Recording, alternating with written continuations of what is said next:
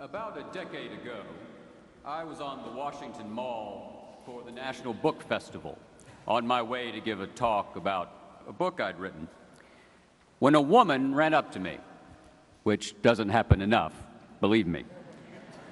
And she said, "Oh my God, it's you."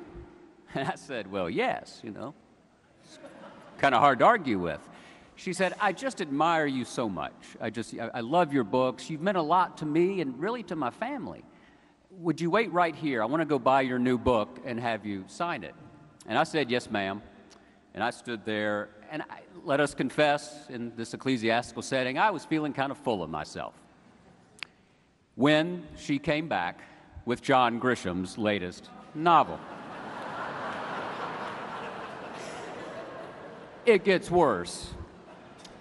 That had been on a Saturday in September, and I was on my way to Maine to see the 41st President of the United States and Mrs. Bush. And I was feeling rather sorry for myself. And I told this story, and Mrs. Bush looked across the table, looked me in the eye, and I was thinking, here comes some motherly sympathy.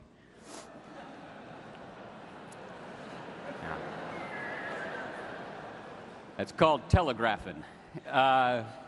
Here it comes. And she said, "Well, how do you think poor John Grisham would feel? He's a very handsome man." So I was 0 for 2. But it was a fair and funny point, as were so many of the points that Barbara Pierce Bush made in her long and consequential life. Known as Barbara, as Bar, as Mom, as Mother, as Ganny, as the Silver Fox, and as the Enforcer, she was candid and comforting, steadfast and straightforward, honest and loving. Barbara Bush was the First Lady of the greatest generation. As the fiancée and then the wife of a World War II naval aviator, she waited and prayed in the watches of the night.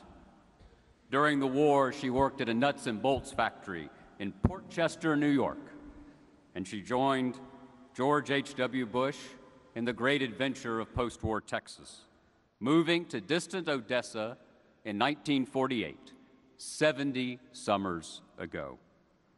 From Rye, Mrs. Bush's mother would send boxes of soap and detergent to her daughter on the grounds that they probably didn't have that kind of thing in West Texas.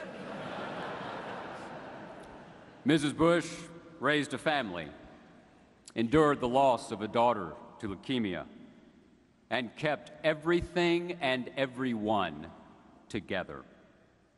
And as the wife of one president and the mother of another, she holds a distinction that belongs to only one other American in the long history of the Republic, Abigail Adams, who was present at the creation.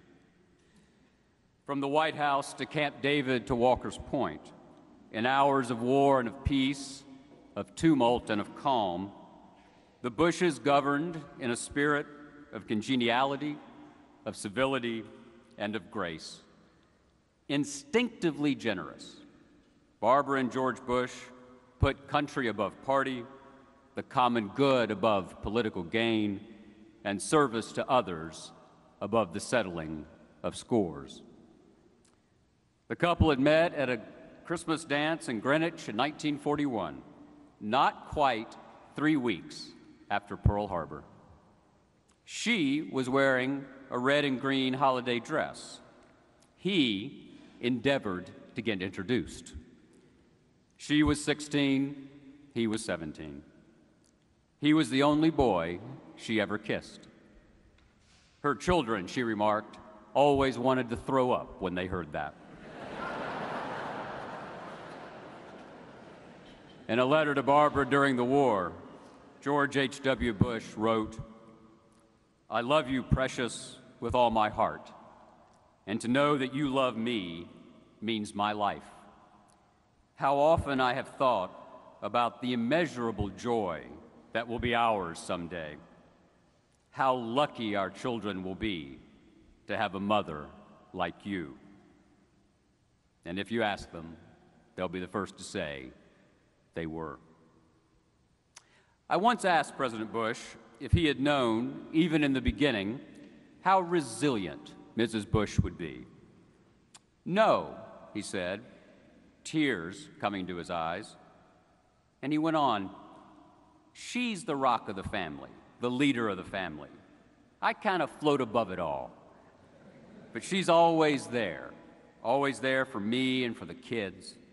Just amazing. Debutante from Rye, willing to make our own way, have adventures. Wasn't always easy for her, but never a word of complaint. Just love and strength. Opinions, too, of course, lots of those. She was strength itself, and if her tongue were sometimes sharp, she was as honest with herself as she was with all of us. When she once unwisely described a female political opponent of her husband's as a word that rhymed with rich, she reported that her family had begun calling her the Poet Laureate. And she loved the story of how when her eldest son, the 43rd President of the United States, took up painting, his instructor asked him if he'd ever used the color burnt umber. "No," 43 replied, but he did remember that from his mother's cooking.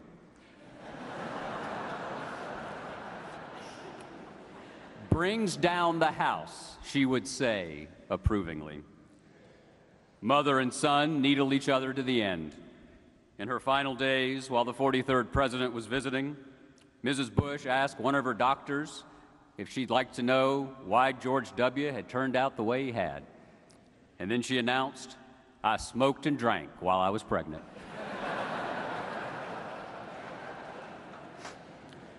She was a point of light.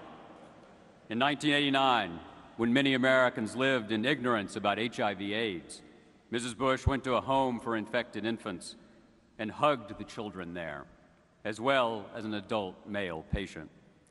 The images sent a powerful message, one of compassion, of love, and of acceptance. She believed literacy a fundamental civil and human right and gave the cause her all. At a televised event commemorating the bicentennial of the Constitution, Mrs. Bush met a man named J.T. Pace, the 63-year-old son of a former sharecropper.